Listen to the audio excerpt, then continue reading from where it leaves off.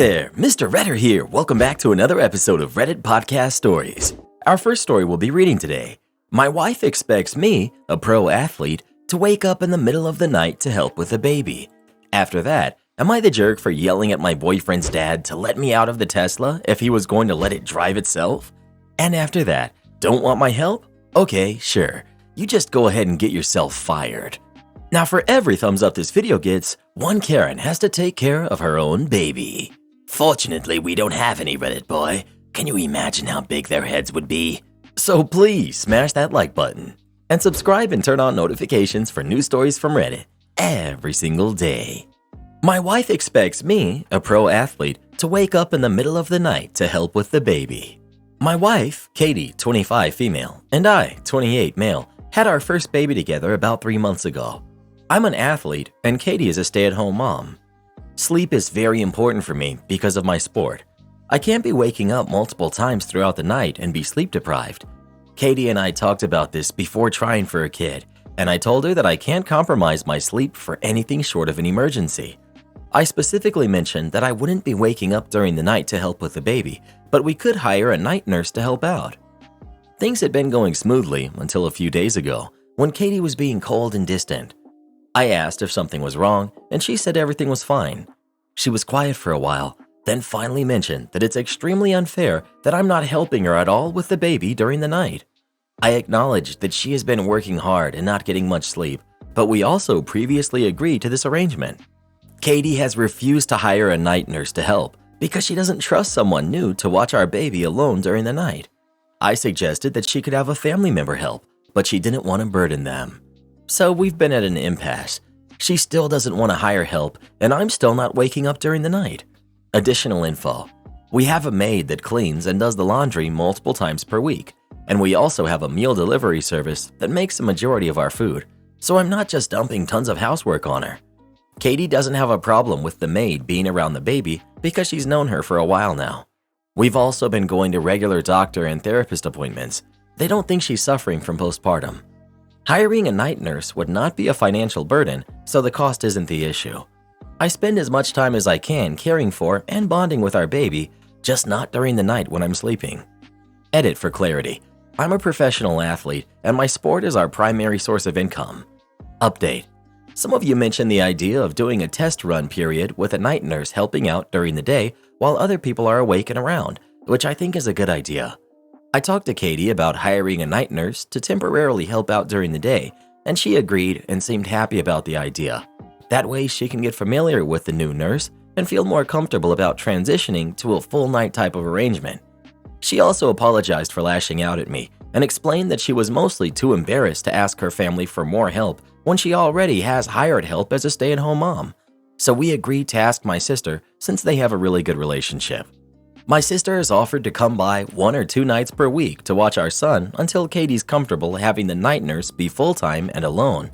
That way, Katie immediately gets at least some uninterrupted sleep too for now. As some of you figured out, I play baseball. Season officially starts in late March with spring training late February, so I won't be home much because of travel schedule.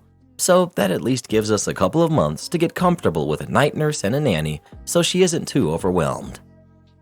Not the jerk.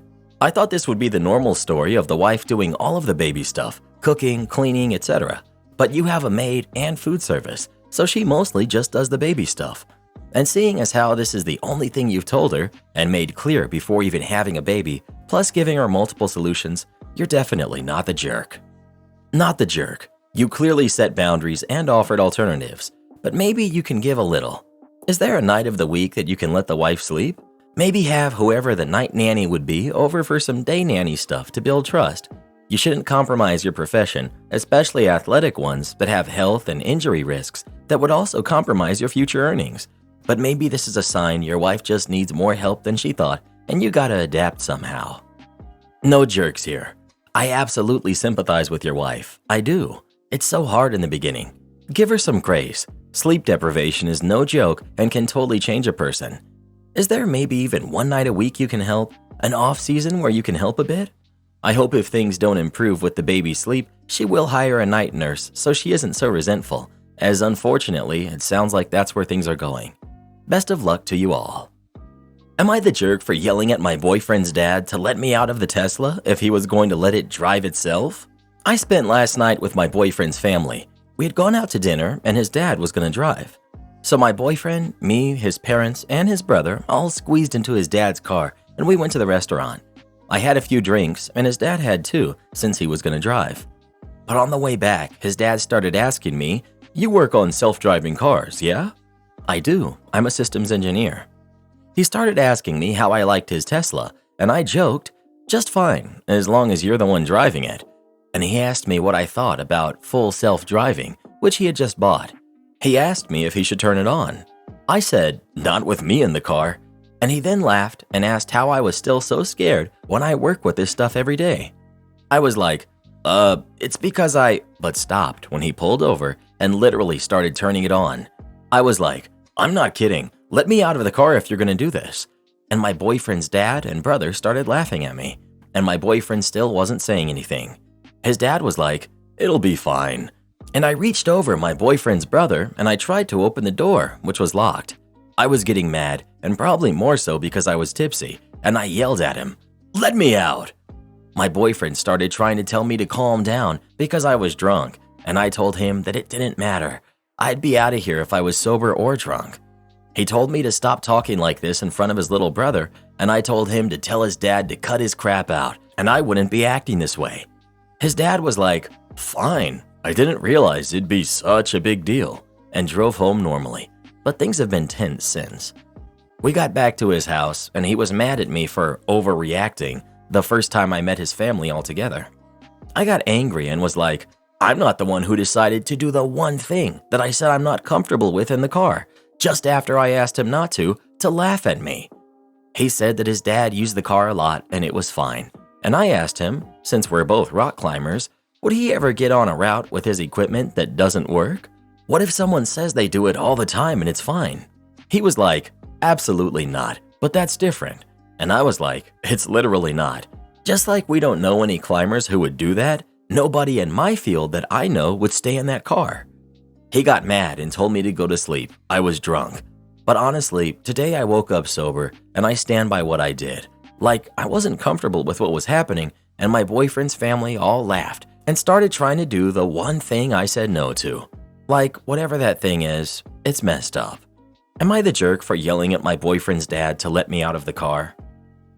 Not the jerk. When someone tells me to let them out of my car, I don't hesitate. If it makes you that uncomfortable, then he should have just waited until you weren't in the car. Honestly, I don't have anything to do with anybody who thinks it's funny to scare me. Making people uncomfortable doesn't take a lot of skill. Not the jerk. Not the jerk at all. Honestly, it doesn't matter the situation. Someone asked you about a thing you have verifiable professional experience with. You expressed immediate discomfort and let them know it was something you didn't like and were not comfortable with. He completely disregarded your clear statement of being uncomfortable and then immediately engaged in the activity that you said you were uncomfortable with. I absolutely can't stand people that do the, "See, it's not that bad, you're fine." It's like they have to convince you that it's okay so that they can feel okay about it. I would be livid. Well, who do you think is the jerk? OP or her boyfriend's dad? Please let us know. Call me old-fashioned, but I would never want to be in one of those self-driving cars either. I don't care how safe people say they are. Don't want my help? Okay, sure. You just go ahead and get yourself fired. A bit of background. A while back, I was still in high school. I worked at the local cinema to earn a bit of pocket money and experience. I stayed for a couple of years, working weekends when school was in session. I think it was halfway into my second year when the target of this revenge came into the picture. We'll call him Luke. Luke was a new hire, and he was just learning the ropes. This was common, as turnover was high since we were all students.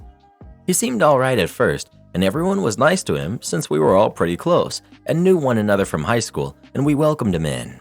I don't think even a week had passed before the problem started. The first issue I heard of was that Luke was trying to flirt with one of the girls. Thing was, this girl was already in a relationship with one of the other employees, and everyone knew this, including Luke. That didn't stop him though, and eventually the girl told him to his face to cut it out. It only got worse from there. Now, I do my best to see the good in people and give them the benefit of the doubt. Despite what the others were saying, I still try to get along with him. This unfortunately changed during the first real conversation I had with him. We were on break at the same time, and about 5 of us crowded into the little break room for lunch. I forget what exactly we were talking about, but I remember it was an uncomfortable topic, and Luke was using a lot of language. The break room was not soundproof, and there were patrons outside, especially kids. I tried to warn him about talking like that so loudly, and that he might get in trouble if a customer heard him. Immediately, his attitude towards me changed, and he responded with something along the lines of, "I can say what I want. I have the right to free speech. Don't tell me what to do." What? Sheesh. Okay, chill. I was just concerned, but you do you. A few minutes later, the conversation had switched to high school, and Luke was raving about how Caucasians were the majority in all the high schools in our district. Now, for my high school, this isn't true, as most of the community and students attending were Latino and made up about 70% of our student body. I told him as much. Me: "That's not the case for our high school." Luke: Yeah it is. We're the majority everywhere. I have a friend that goes there." Me: "I actually go there. It's mostly..." Luke: "Why are you talking?" Me: "Excuse me?" Luke: "Who invited you into this conversation? I wasn't talking to you. Who asked?" Now, this irritated me. I know it's a joke about looking for who asked, but this was before that became a thing, and I found it extremely rude. But in a moment of clarity, the best comeback came to mind, like arguing in the shower by yourself, and to this day, I could only wish to be able to recreate the moment. Smiling, I threw his words right back at him in his face. Free speech. The others at the table were laughing as I threw away the rest of my lunch and left the break room. My heart was beating too fast from the weird adrenaline rush I got, and I spent the rest of my break in the back of concessions until it was time to clock back in. I think the conversation was what sparked Luke's hatred of me. Ever since then, he would glare at me whenever I walked by, would dump the trash from his bin when we were sweeping the floors for me to pick up, and generally was a jerk. His behavior kept getting worse. He would threaten to fight people. He was a short potato of a boy, so no one was really scared. Argue, say rude, passive-aggressive, or downright hateful things, and was just generally a jerk. At some point, during a shift I wasn't there, he cornered the girl he had been eyeing and kept verbally harassing her to the point that she hid in the manager's office where he couldn't get to her. She was a sweet and loyal girl and a friend, and she and her boyfriend could be described with the phrase puppy love and had been together for a long time. The boyfriend was angry when she texted the group chat about what had happened and wanted to get Luke fired. However, people were hesitant about this, saying that the managers wouldn't want to because he had claimed discrimination and that he hadn't done anything blatantly wrong. Then another one of the employees made a suggestion. Luke was incompetent. We all knew this. Why not make the manager see it too? Revenge time. It wasn't hard to do since Luke would tend to do himself in the foot. When possible, we'd point out to managers when reviewing the cameras in the halls about him dumping his trash can when sweeping onto the ground in front of patrons. When he was using his language during the break, a text would be sent and someone would lead a manager to him to be caught. He rarely cleaned up, was rude and loud, and the incident with the girl didn't help his case. It still wasn't enough, and week after week, his name was on the schedule. Then my opportunity came. See, at the cinema, there's a position called point, aka the ticket taker that lets you into the theater area. It's the second most dreaded position, the first being self-serve cleanup, as you have to stand in place and interact with customers at a rapid-fire pace, smiling and listening for theaters to be called at the same time. When the night ends, the last person on point has to close and clean the self-serve stations. Today, to my initial dread, Luke and I were both on point. The entire time, Luke would leave his station and pace the lobby. Toward me, then back, not even sweeping the ground as he went. He wasn't supposed to leave point and had to walk around customers to get back to his podium to help them. He was told off by a manager once or twice for this, but he continued his antics anyway. Then, as things slowed down, one of the managers approached me and told me we were going down to 1 point, one person at the center rather than at both entrances, and that I'd have to explain to Luke how to close point before I went back to help clean concessions. It had to be this way since I had already taken a sanitation test and Luke had yet to do so and therefore wasn't allowed behind concessions. When I finished closing my point, I walked over to Luke and told him to move his podium to the center so he could take closing point. He did, though scowling at me. When he was set, I began to explain. Me: So you'll be closing point tonight after the last movie starts. You'll need to go to the… Luke, go away. Me, what? Luke, I don't need your help, so don't talk to me. But I need to teach you how to close point. I don't care. Shut up. I know you don't like me, but this is work. You need to… No, I don't want your help. Just shut up. But… Buzz off. Don't talk to me. At this point, I was beyond upset. I was furious. I was trying to help, even after how he had acted, how he treated everyone here. I didn't care what he said in the break room, but it shouldn't affect work. This was ridiculous. I must have snapped or something because I complied, walking away, saying, "Fine, I don't care. Don't ever talk to me again." Luke, hey, I said… Me, waving a hand over my shoulder. Don't talk to me ever again. I went behind concessions to help where he couldn't reach me. I don't know when, but I started crying out of frustration, and one of my friends came and hugged me, bringing me to a corner to cool down. I don't get angry often, and when I do, it makes me scared. I was just sick of his antics, sick of the way he spoke to me, just sick of his attitude. I'm not sure how long I sat back there, but soon enough, that same friend came and waved me to the front of concessions. I wiped my face and walked out, and he pointed to point. There was Luke, being instructed by the manager on how to close point, and the manager did not look happy with him. Arms folded, frowning, flat tone, everything spoke of irritation. My friend said they had already explained that Luke refused my help when the manager asked them what was going on, as point can be seen and heard from almost the entire lobby. Seeing the scene lifted my spirits a bit, and I was able to end the night relatively easy. The next weekend, when the schedule came out, I didn't even have to check my email. It was posted in the group text, specifically the section with Luke's name. It was blacked out. If he had quit, his name would have been removed, but the fact it was blacked out meant it was a sudden event. Luke had been fired.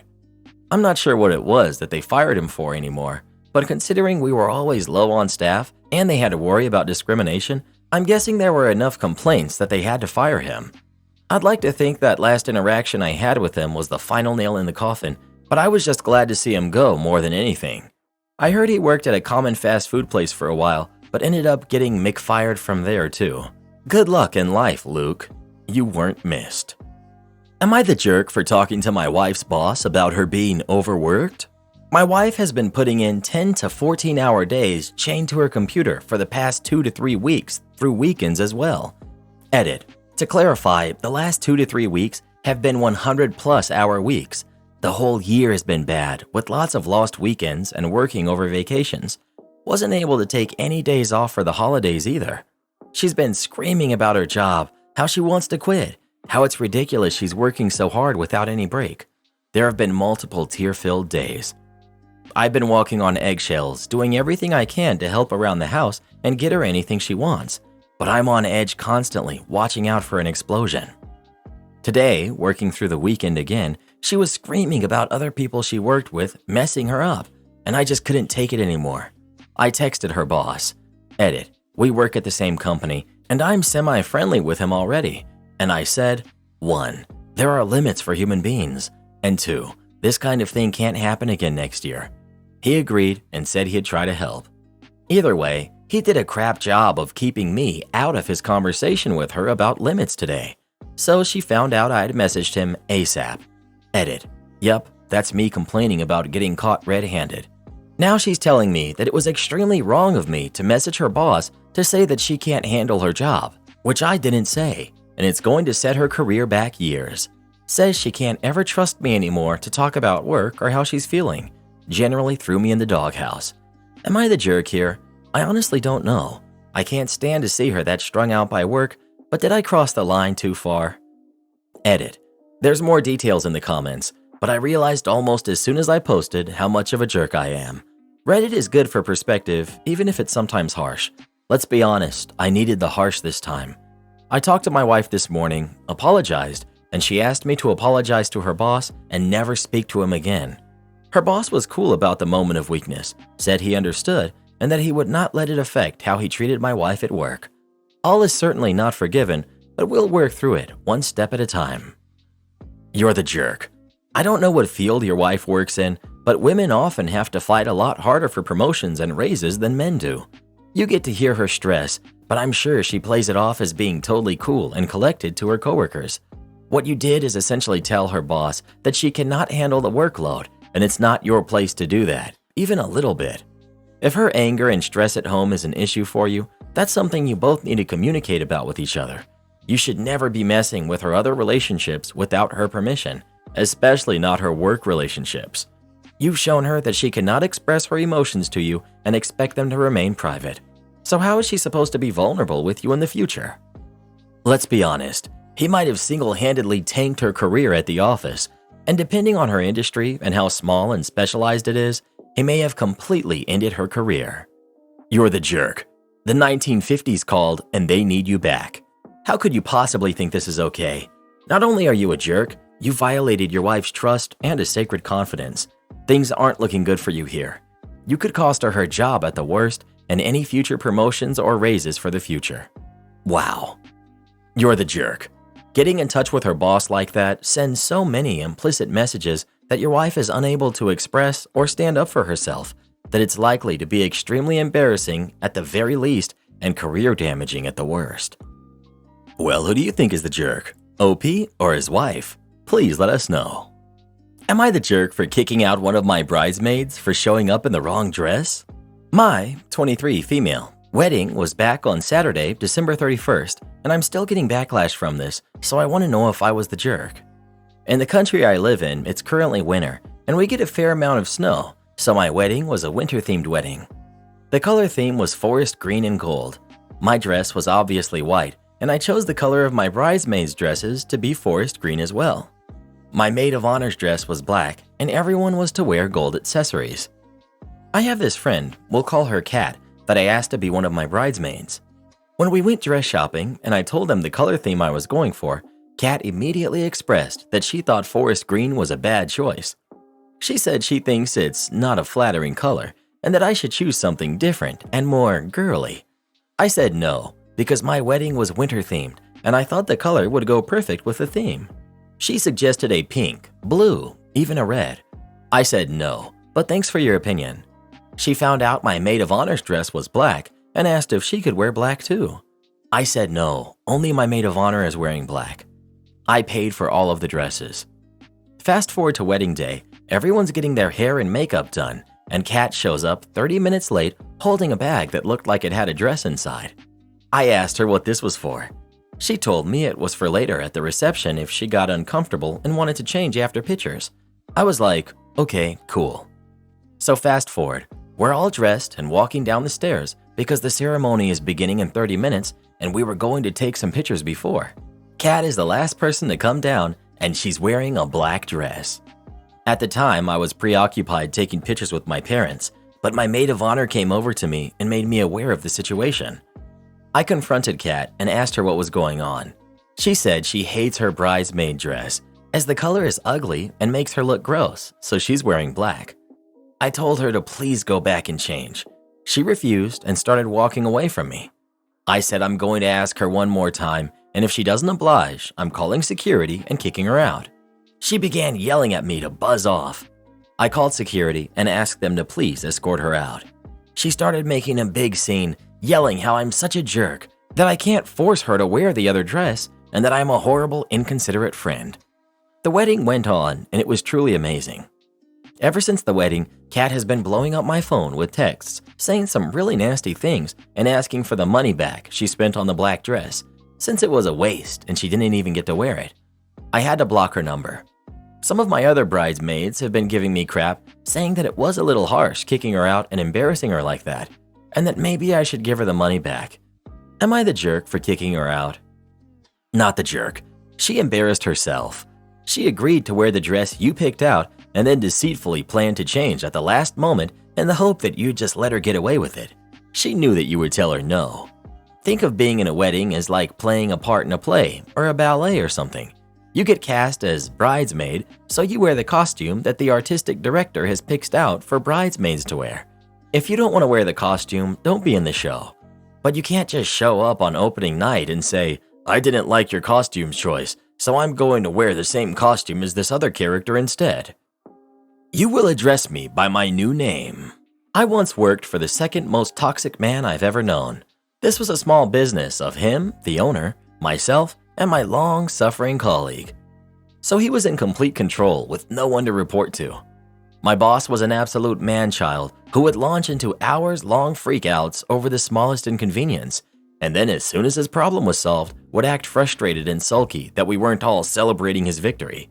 He would have these tantrums several times a week. Our shop was on a high street. I felt bad for our business neighbors having to put up with it. It's only now, years later, I remember we had student flats above us as well. When my boss wasn't freaking out, he would also frequently get hyper and giddy and make fun of us, lost in a fit of giggles while calling us names. Or he would decide that some new form of honor should be bestowed on him, like we should be made to call him Sir or Master or Darth. Seriously, imagine a man that has never in his life held a stick or pole without swinging it around making lightsaber noises. One day, he decided that we were to call him Daddy Cool. We argue and resist, and oh for goodness sake at him, but he is insistent that we are to refer to him henceforth as Daddy Cool. I step away from the insanity to take my lunch in the basement. I chill a little, and my own anger settles to weary resignation. Dangerous, perilous, weary resignation. I climb the steps from the basement, I burst through the door, and bellow in my stage voice, "Daddy Cool!" Customers are in the shop being tended to by my boss. I ignore them. My colleague crumbles into hysterics, gasping OMG between breaths. "We've run out of XYZ, Daddy Cool. We should order some more of UVW also, Daddy Cool." I address him as Daddy Cool for days until he's like, "Okay, all right, that's enough." Actually, no. I continue to refer to him as Daddy Cool well beyond him begging me to stop, and several more times as necessary over the years when a reminder is necessary. Am I the jerk for asking our friend for my son's toy back? My son, who's 4, slept over at a friend's house last night. This friend's parents were doing my wife and I a huge favor because my wife's father had surgery yesterday and we needed to be there and didn't get home until after midnight. So yes, this story begins with us already in debt to them. Anyway, at nap time today, my son started freaking out because he couldn't find Sleepy Dumbo, his stuffed animal, and he cannot sleep without Sleepy Dumbo. I remembered that when I picked him up, I didn't see Sleepy Dumbo, so I text the mom and dad of the friend. I get no response. My wife is a wreck, so I'm not bothering her with this, but my son is freaking out. So I tell him we'll get in the car and go get Sleepy Dumbo, and he slightly calmed down. So we drive over, and I try to call them both on the way. When we get there, I knock, and we wait a bit with no answer. At this point, my son starts freaking out more because he's afraid something happened to Sleepy Dumbo. I try to reassure him, but he starts crying. I knock again, and the wife of the couple answers. She says that she's working and asks what I want. I explain about Sleepy Dumbo. She again says that she's working, and she says she doesn't have time to look for Dumbo and tells us to come back later. My son starts freaking out more. I ask if we can look. She says she needs to focus. I promise to be fast. She lets me in. We get to his friend's room. Sleepy Dumbo is on the bed. My son gets him, and I hustle us out. I thank the mom, but she's glaring at me. On the way home, he hugs Sleepy Dumbo the whole time. I remind him to be more careful with Sleepy Dumbo in the future, and at home, nap time commences peacefully. About an hour ago, my wife and I both got this text, so I'm going to copy and paste it. I really don't appreciate the way you barged into my house earlier today while I was working. I know you both have a lot going on right now, but the world doesn't revolve around you. My husband and I agreed to do you a favor, but that doesn't mean you get to just walk all over us. In the future, if you call and we don't answer, that means it isn't a good time to come over. I felt very embarrassed and guilty after reading that.